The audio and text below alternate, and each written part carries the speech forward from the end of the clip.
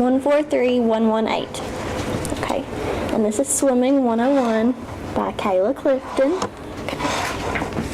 Is it working? Okay. Swimming is normal for me. I'm relaxed, I'm comfortable, I know my surroundings. It's my home. Michael Phelps. As a senior in high school, I had been a competitive swimmer for 12 years. I actually was swimming my strokes at 4 years old. After all these years being in the water, the fact that so many people are unaware of how technical the sport is and even more lack the ability to swim really surprises me. Because swimming is so important to me, today my primary objective is to inform you about the rules and regulations that come with competitive swimming and also the importance of maintaining some skill regarding swimming and or treading water.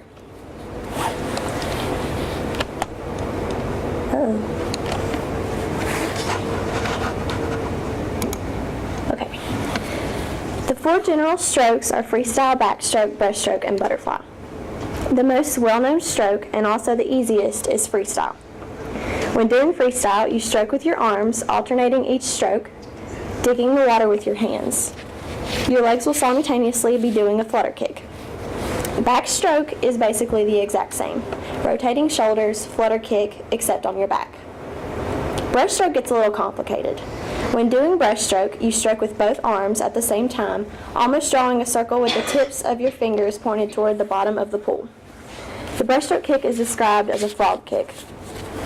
Butterfly is the most complicated stroke to master. Your arms come out of the water, submerge like you're about to dive back under, draw an hourglass with your hands, digging the water, and repeat. The butterfly kick is what I like to call my mermaid kick. Here's a video that demonstrates each stroke in slow motion. And hopefully it plays. And it's not. I had the hardest time getting this to work yesterday, and it worked just now, I promise. Okay.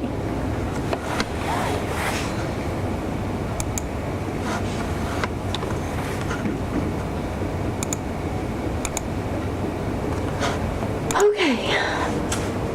Well,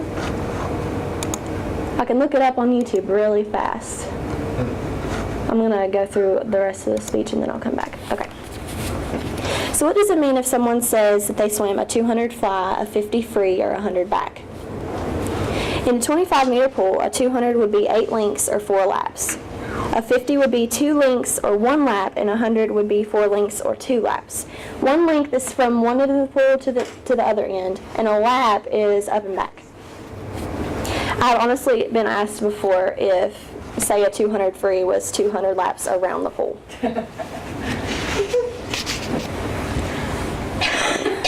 Races in a swim meet can vary depending on the swimmer's skill level. If he or she is a sprinter, they would most likely be entered in a 50 or 100 meter race. A distance swimmer, on the other hand, could be entered in races ranging from 200 to 1,000 meters, the equivalent of 10 football fields.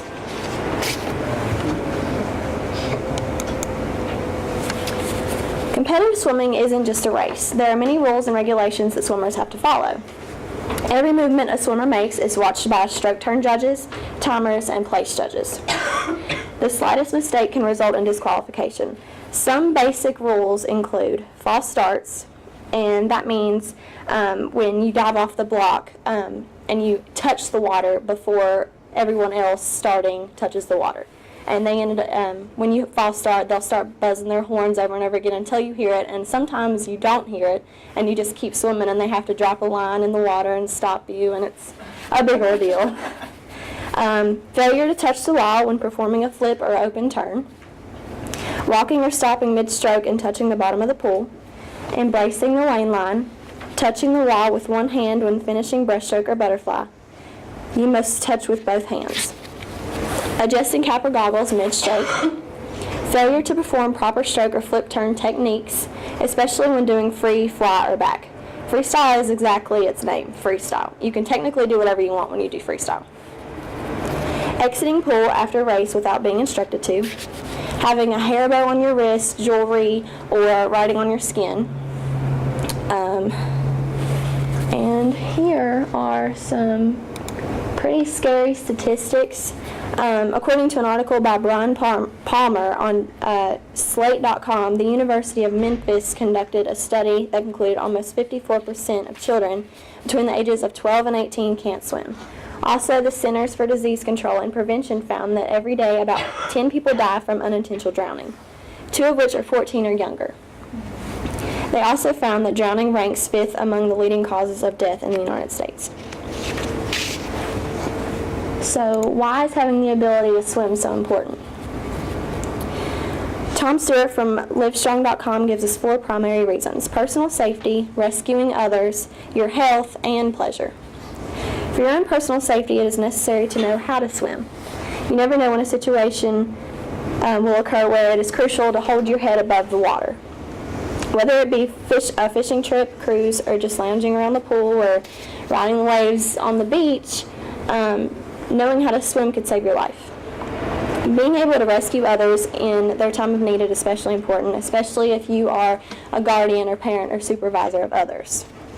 Swimming is also really good for your health. It's actually one of the best forms of exercise. It works every muscle in your body, and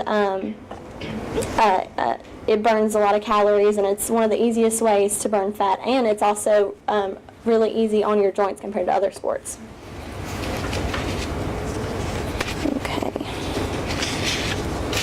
In conclusion, now that you have learned a little bit about the sport and more about the ability to swim, hopefully you can take this information and use it as some incentive.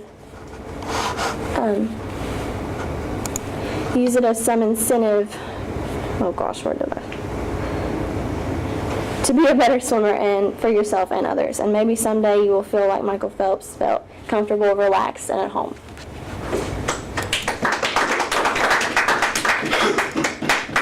And I guess I'm out of time to show the video. I really don't know why it didn't work. How did we do on time? 6:01. 6:01. All right. Excuse me. Oh, yes, you have a question? Yeah. You teaching how to swim?